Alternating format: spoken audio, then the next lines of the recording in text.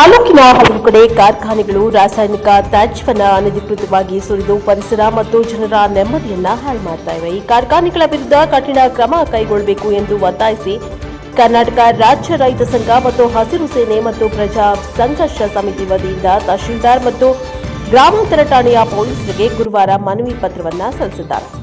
ಈ ವೇಳೆ ಮಾತನಾಡಿದ ಕರ್ನಾಟಕ ರಾಜ್ಯ ರೈತ ಸಂಘ ಮತ್ತು ಹಸಿರು ಸೇನೆ ತಾಲೂಕಾ ಅಧ್ಯಕ್ಷ ಲೋಕೇಶ್ ಗೌಡ ಮಾತನಾಡಿ, ನಗರ ಮತ್ತು ಗ್ರಾಮೀಣ ಭಾಗದ ಹಲವು ಪ್ರದೇಶದಲ್ಲಿ ಕಾರ್ಖಾನೆಗಳು ರಾತ್ರಿ ವೇಳೆ ಅನಧಿಕೃತವಾಗಿ ಕಾರ್ಖಾನೆಗಳಿಂದ ಬರುವ ರಾಸಾಯನಿಕ ತ್ಯಾಜ್ಯವನ್ನು ಹಲವು ತಿಂಗಳುಗಳಿಂದ ಸುರಿತಾ ಇವೆ. ಬುಧವಾರ ರಾತ್ರಿ ರಾಷ್ಟ್ರೀಯ ಹೆದ್ದಾರಿ 69ರ ಪಕ್ಕದಲ್ಲಿರುವ ಅಂಡರ್ಪಾಸ್ನ ಚರಂಡಿಗಳಲ್ಲಿ ಹೊಸೂರಿನ ಡಾಕ್ಟರ್ ಎಚ್ಎನ್ ಅಂತಾರಾಷ್ಟ್ರೀಯ ಉಪಕೇಂದ್ರದ ಸುತ್ತಮುತ್ತಲೂ ಕಾರ್ಖಾನೆಗಳ ತ್ಯಾಜ್ಯವನ್ನು ತಂದು ಸುರಿದಿದ್ದು, ಈ ತ್ಯಾಜ್ಯ ಮಳೆ ಬಂದಾಗ ನದಿ ಮತ್ತು ನಾಲಿಗೆಗಳಿಗೆ ಸೇರಿ ಮೀನುಗಳು ಸಾವಿಗೀಡಾಗ್ತಾ ಇವೆ. ದನ ಕರುಗಳಿಗೆ ಗಂಭೀರ ಕಾಯಿಲೆಗಳು ಬರ್ತಾ ಇವೆ. ರಾಸಾಯನಿಕಗಳು ಕುಡಿಯುವ ನೀರಿನ ಕೊಳವೆ ಬಾವಿಗಳಿಗೆ ಸೇರ್ತಾ ಇದ್ದು, ಈ ಭಾಗದ ಹಲವು ಜನರು ಅನಾರೋಗ್ಯಕ್ಕೆ ತುತ್ತಾಗ್ತಾ ಇದ್ದಾರೆ.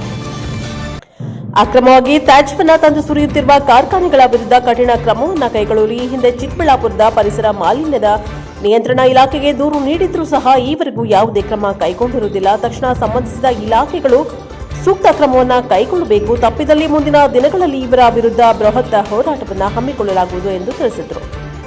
ಪ್ರಜಾ ಸಂಘರ್ಷ ಸಮಿತಿ ಜಿಲ್ಲಾ ಸಂಚಾಲಕ ಆರ್ಎನ್ ರಾಜು ಮಾತನಾಡಿ, ಹೊಸೂರಿನ ರಂಗನಹಳ್ಳಿ ಬಳಿ ಇರುವ ಅರಣ್ಯ ಪ್ರದೇಶದಲ್ಲಿ ಹಾಗೂ ರಾಷ್ಟ್ರೀಯ ಹೆದ್ದಾರಿ 69ರಲ್ಲಿ ಹಲವಾರು ತಿಂಗಳುಗಳಿಂದ ಕಾರ್ಖಾನೆಯ ರಾಸಾಯನಿಕ ತ್ಯಾಜ್ಯವನ್ನು ರಾತ್ರಿ ವೇಳೆ ತಂದು ಸುರಿಯುತ್ತಿದ್ದಾರೆ.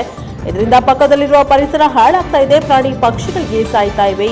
ಈ ಭಾಗದಲ್ಲಿರುವ ಕೊಳವೆ ಬಾವಿಗಳ ನೀರು ಕುಡಿದು ಹಲವರಿಗೆ ಗಂಟಲು ಬೇನೆ ಕಾಯಿಲೆ ಬಂದಿದೆ. ಸಂಬಂಧಪಟ್ಟ ಇಲಾಖೆಗಳು ತಕ್ಷಣ ಪರಿಸರ ಸಂರಕ್ಷಣೆಗೆ ಮತ್ತು ಜನಸಾಮಾನ್ಯರಿಗೆ ಉಂಟಾಗ್ತಾ ಇರುವಂತಹ ಸಮಸ್ಯೆಗಳನ್ನು ಬಗೆಹರಿಸಲು ಕ್ರಮ ಕೈಗೊಳ್ಳಬೇಕು ಎಂದು ತಿಳಿಸಿದ್ದಾರೆ.